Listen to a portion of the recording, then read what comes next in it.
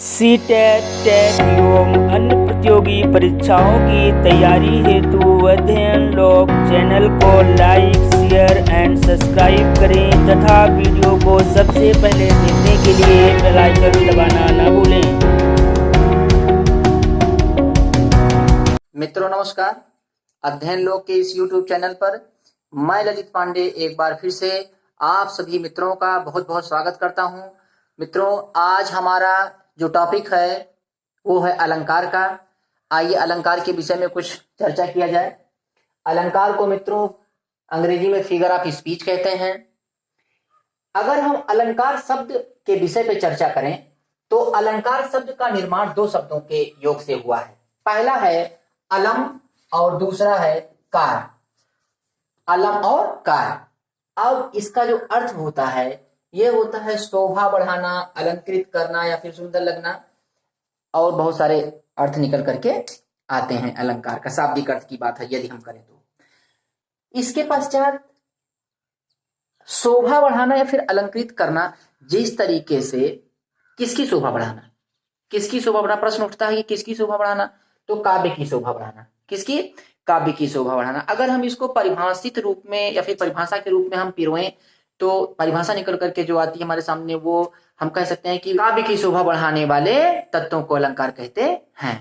काव्य की शोभा बढ़ाने वाले तत्वों को अलंकार कहते हैं। आई बात समझ में? अब यहाँ पर प्रश्न उठता है कि अलंकृत करने की बात यदि हम करें या फिर शोभा बढ़ाने की बात करें, जिस तरीके से महिलाएं सुंदरता को प्राप्त करने के लिए अनेक सौंदर्य प्रसाधनों का प्रयोग करती हैं, ठीक उसी तरीके से काव्य की शोभा बढ़ाने के लिए अलंकारों का प्रयोग किया जाता है। मित्रों, सर्वप्रथम अलंकार शब्द का प्रयोग आचार्य भरत मुनि ने अपने ग्रंथ नाट्य शास्त्र में किया था। आई बात समझ में? और इस नाट्य शास्त्र में इन्होंने 4 अलंकारों की बात कही थी। इसमें अक्सर जो है प्रश्न पूछे जाते हैं और इसमें बच्चे गलती कर देते हैं। अब देखिए यहाँ पर जैसे है कि 4 वो 4 अलंकार कौन है, प्रश्न पूछा जाता है कि किस अलंकार की बात जो है आचार्य भरत मुनि नाट्य शास्त्र में किया था। कितने अलंकारों का? तो 4 अलंकारों का। आई बात समझ में? तो इसमें है पहला उपमा है, रूपक है, यमक है, प्रतीप है। तो इसमें सबसे ज्यादा जो कंफ्यूजन होती है प्रतीप। बच्चे जो हैं अक्सर गलती कर देते हैं कि प्रतीप अलंकार पर टिक कर देते हैं कि नहीं किया था प्रयोग, जबकि ऐसा नहीं है। प्रतीप अलंकार का जिक्र उन्होंने अपने नाट्य शास्त्र में किया था। आई बात समझ में? अब जो बात आती है हमारे सामने कि अलंकार का पिता किसे माना जाता है, तो अलंकार का जो पिता माना जाता है मित्रों, वो आचार्य भामह को माना जाता है। किसको माना जाता है? आचार्य भामह को अलंकार का पिता माना जाता है। मित्रों, आइए इसके प्रकार पे बात किया जाए। आइए हम अलंकार के प्रकार के विषय में चर्चा करते हैं। तो अलंकार के प्रकार में नंबर 1 शब्द अलंकार होता है। अलंकार के प्रकार की यदि हम बात करें तो अलंकार 3 प्रकार के होते हैं। पहला है शब्द अलंकार, और दूसरा है अर्थालंकार, और तीसरा है उभयालंकार। आई बात समझ में?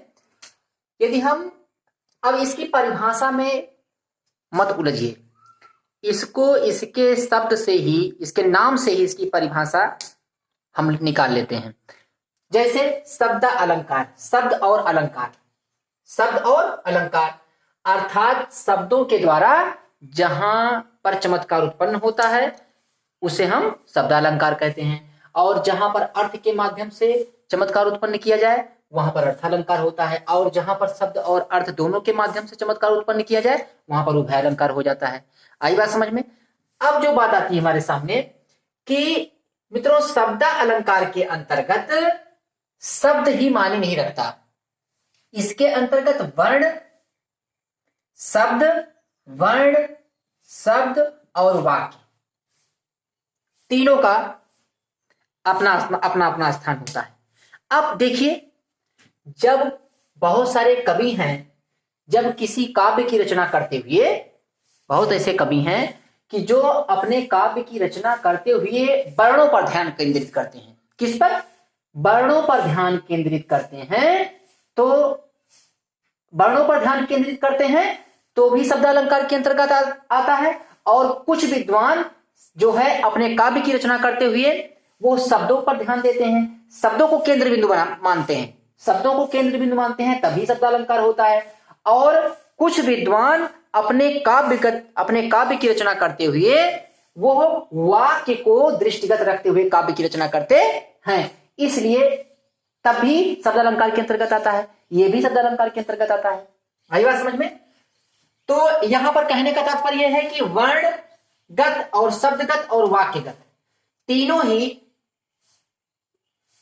ही शब्द अलंकार के अंतर्गत आते हैं। आई बात समझ में? अब वर्णगत के अंतर्गत कौन सा अलंकार आता है? अनुप्रास अलंकार आता है। आई बात समझ में? और शब्दगत के अंतर्गत कौन कौन से आते हैं? यमक, श्लेष इत्यादि आते हैं। और काव्यगत के अंतर्गत लाटा अनुप्रास आता है और मित्रों वक्रोक्ति अलंकार आता है काव्यगत के अंतर्गत। आई बात समझ में? अब यहां पर बात जो हमारे सामने अगली बात जो आती है वो यह है कि जैसे अनुप्रास अलंकार की बात यदि हम करें तो इसके अंतर्गत जैसे जो परिभाषा निकल करके आती है अनुप्रास की कि वर्णों की आवृत्ति को अनुप्रास अलंकार कहते हैं। यदि हम इन अलंकारों की परिभाषा पर विचार करें तो सबसे पहले अनुप्रास अलंकार हमारे सामने आता है। तो अनुप्रास अलंकार की जो परिभाषा निकल करके आती है वो है कि वर्णों की आवृत्ति को अनुप्रास अलंकार कहते हैं। जैसे बहुत ही पॉपुलर इसका उदाहरण है कि तरन तनुजा तट तमाल तरवर बहुछाए, फिर है रघुपति राघव राजा राम, ये भी है। उसके बाद में चार चंद की चंचल किरणें खेल रही हैं जल थल में, यह इसके अनुप्रास के बहुत ही अच्छे उदाहरण हैं और ये परीक्षा में पूछे भी जाते हैं। आई बात समझ में? अब जो बात आती है यमक की और श्लेष की, देखिए अगर हम यमक और श्लेष की मित्रों परिभाषा की बात करें तो यमक अलंकार को एक छंद के रूप में, जैसे हम अपनी भाषा में अगर हम उसको परिभाषित करें तो शब्द अकेला छंद में आवहि बारंबार, अर्थ भिन्न होवे सदा सो यमक अलंकार। शब्द अकेला छंद में आवहि बारंबार और अर्थ भिन्न होवे सदा सो यमक अलंकार। आई बात समझ में? और यदि हम श्लेष की बात करें तो यमक का उल्टा हो जाता है कि शब्द अकेला छंद में आवहि एक बार, शब्द अकेला छंद में आवहि एक बार, अर्थ भिन्न होवे सदा सो श्लेष अलंकार। आई बात समझ में? अब जो बात आती है इसके उदाहरण की, मित्रों यदि हम यमक अलंकार के उदाहरण की बात करें तो महाकवि भूषण जी ने इसका बहुत ही अच्छा एक उदाहरण दिया है और यह परीक्षा की दृष्टि से बहुत ही इंपॉर्टेंट भी है। आज ये इसको पढ़ा जाए एक बार। महाकवि भूषण ने लिखा है कि ऊंचे घोर मंदिर के अंदर रहने वाली, ऊंचे घोर मंदिर के अंदर रहती हैं, कंदमूल भोग करें, तीन बेर खाती थी वो तीन बेर खाती हैं। भूषण शिथिल अंग बीजन डुलाती थी वो बीजन डुलाती हैं। अब काहे शिवराज वीर तेरे त्राहि त्रास से वो नगन जड़ाती थी वो नगन जड़ाती हैं, नगन जड़ाती थी वो नगन जड़ाती हैं। एक बार फिर से देखा जाए कि महाकवि भूषण जी ने मित्रों इसका बहुत ही बढ़िया उदाहरण दिया है और परीक्षा की दृष्टि से बहुत ही इंपॉर्टेंट है कि जैसे इन्होंने कहा है कि ऊंचे घोर मंदिर के अंदर रहन वाली, ऊंचे घोर मंदिर के अंदर रहती हैं, कंदमूल भोग करें, तीन बेर खाती थी वो तीन बेर खाती हैं। और भूषण शिथिल अंग बीजन डुलाती थी वो बीजन डुलाती हैं। और काहे शिवराज वीर तेरे त्राहितास से वो नगन जड़ाती थी वो नगन जड़ाती हैं। आइए इन पंक्तियों पर विचार किया जाए कि एक ही देखिए कैसे दो बार शब्द आया है और उसके अलग अलग अर्थ भी निकल करके आ रहे हैं। जैसा कि भूषण जी ने कहा है कि घोर मंदिर के अंदर रहने वाली, ऊंचे घोर मंदिर के अंदर रहती हैं। इसके लिए देखिए ऐसा है कि जब औरंगजेब ने सोचा कि मराठा साम्राज्य पर हम हमला कर दें, छोटी सी कहानी है कि जब औरंगजेब ने उस समय बहुत बड़ा आताताई था, शासक था ये, तो उसने सोचा कि क्यों ना हम मराठा साम्राज्य पे अपना आधिपत्य कर लें। और यह सोच के साथ उसने महाराष्ट्र पर आक्रमण कर दिया, मराठा साम्राज्य पर आक्रमण कर दिया उसको हथियाने के लिए। और वहां पर उस समय जो है शिवाजी उसके शासक हुआ करते थे। तो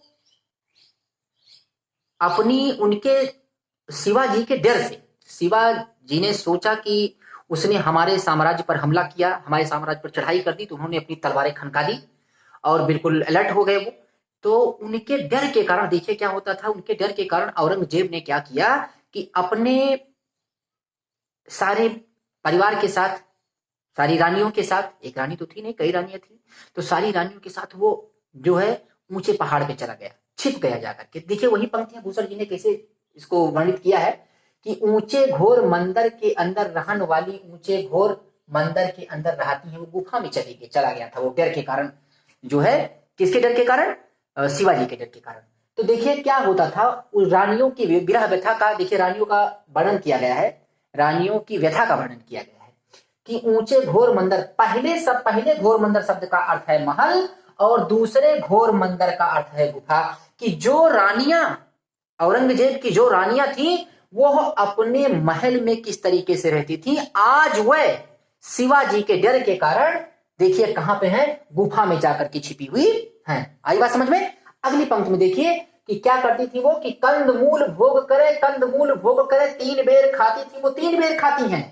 पहले कंदमूल शब्द का अर्थ है कलाकंद नामक मिठाई होती थी, वो अपने महलों में उसका भोग करती थी। और उसके बाद दूसरे कंदमूल का है कि पहाड़ों पर, गुफाओं में कहां कंदमूल मिठाई मिलेगी, वहां तो जड़ ही मिलेगी। तो जड़ होता है, जो पौधों की जड़ें होती थी उसको खा करके वो बिताती थी, अपना समय बिता रही थी। तो कैसे कंदमूल का अर्थ होता है कि कहां वो महलों में कंदमूल नामक मिठाई खाती थी या कलाकंद नामक मिठाई खाती थी, और कहां वो गुफाओं में क्या है, कंदमूल अर्थात जड़ खा करके अपना जीवन व्यतीत कर रही हैं। और कैसे करती थी, 3 बेर खाती थी वो, 3 बेर खाती थी वो, सुबह दोपहर और शाम 3 टाइम खाती थी, 3 टाइम खाती थी। और यहाँ पर सुबह दोपहर शाम 3 टाइम का वो दिया गया है बेर का, और दूसरे बेर का अर्थ है फल। आज वो बेर फल खा करके अपना जीवन व्यतीत कर रही हैं। ऐसा समय आ गया है, ऐसा उनका समय आ गया है कि वो 3 टाइम भोग करती थी, भोजन करती थी, आज वो 3 बेर खा करके अपना समय व्यतीत कर रही हैं। और देखिए अगली पंक्ति में क्या होता है कि भूषण शिथिल अंग बिजन डुलाती थी वो, बिजन डुलाती थी। पहले भूषण शब्द का अर्थ है आभूषण और दूसरे भूषण का अर्थ है भूख के कारण। जहां वह रानियां जो थी वो क्या करती थी, भूषण शिथिल अंग, वो इतनी अपने महलों में जब निवास करती थी तो उनके शरीर पर इतना आभूषण होता था, उनके शरीर पर इतना आभूषण होता था कि वह सही ढंग से चल नहीं पाती थी। आई बात समझ में? और आज उनकी ऐसी स्थिति हो गई है कि भूषण शिथिल अंग, उनके अंग शिथिल हो गए हैं, अर्थात भूख के कारण वो उनके अंग शिथिल हो गए हैं, वो चल नहीं पा रही। पहले कैसे होता था, देखिए पहले जब वो महलों में निवास करती थी तो इतना आभूषण पहन रखती थी वो कि वो चल नहीं पाती थी, उनका अंग जो है वो दुखने लगता था। और आज ऐसी स्थिति आ गई है कि भूख के कारण उनका अंग जो है, उनका शरीर जो है वो शिथिल हो चुका है, चल नहीं पा रही हैं। किसके कारण? शिवाजी के कारण।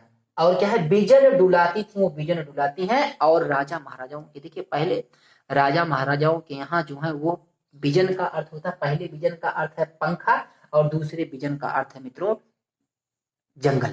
आई बात समझ में?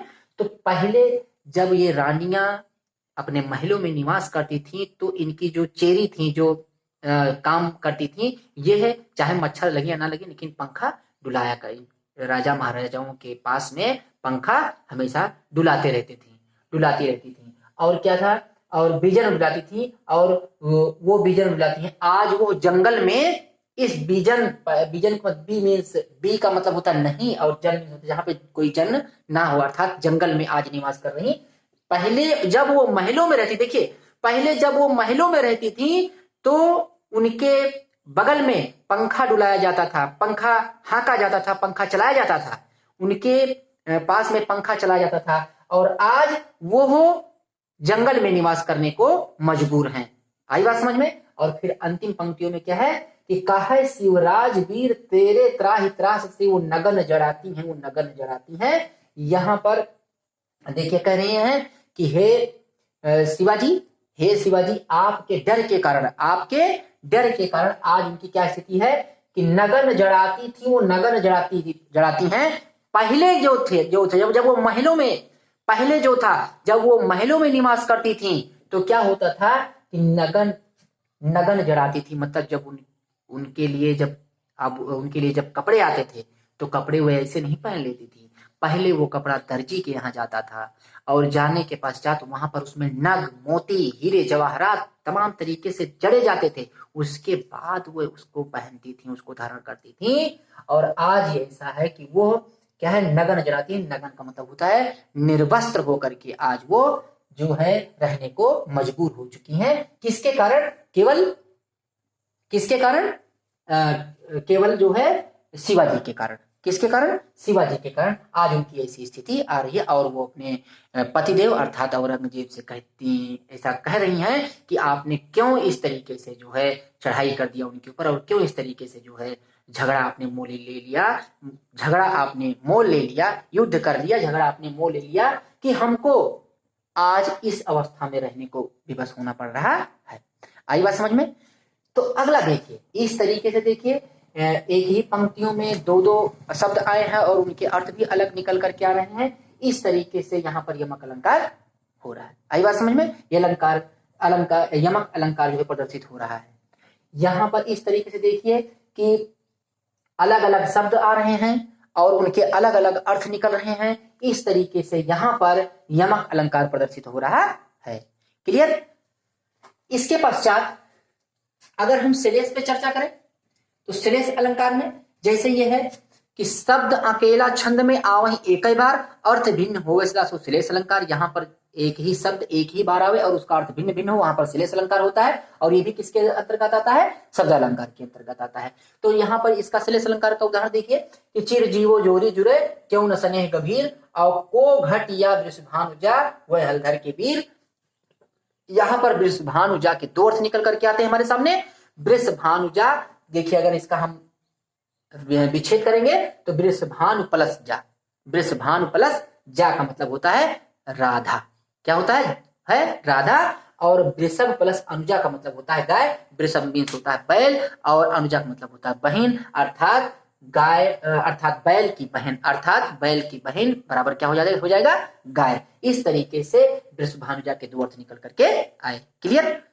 अब देखिए इसके पश्चात जो हमारे सामने बात आती है अब यहाँ पर यदि हम चर्चा करें मित्रों वाक्यगत की, तो कुछ विद्वान जो है अपने काव्य की रचना वाक्यों को ध्यान में रख करके अपने काव्य की रचना वाक्यों को ध्यान में रख करके करते हैं, इसलिए वहां पर काव्य का प्रयोग करते हैं। आई बात समझ में? अब देखिए इसके अंतर्गत क्या होता है कि लाटा अनुप्रास होता है और वक्रोक्ति होता है।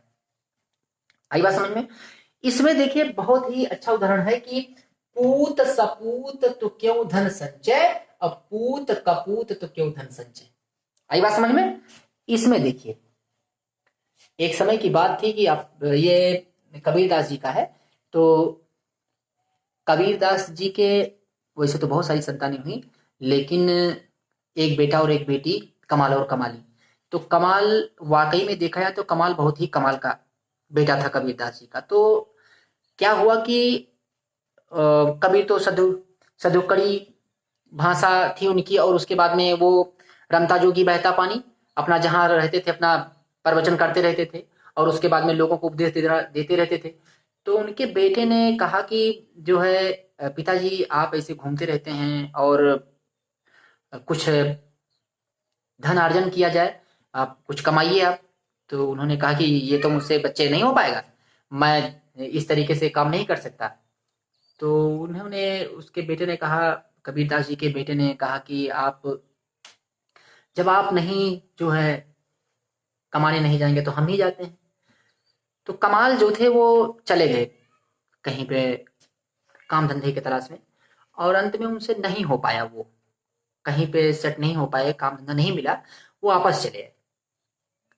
तो उसके बाद में कबीरदास जी ने उनसे पूछा कि ये बताइए कि आप हमारे कैसे बेटे हैं, आप हमारे सपूत बेटे हैं कि कपूत बेटे, योग्य हैं कि अयोग्य हैं।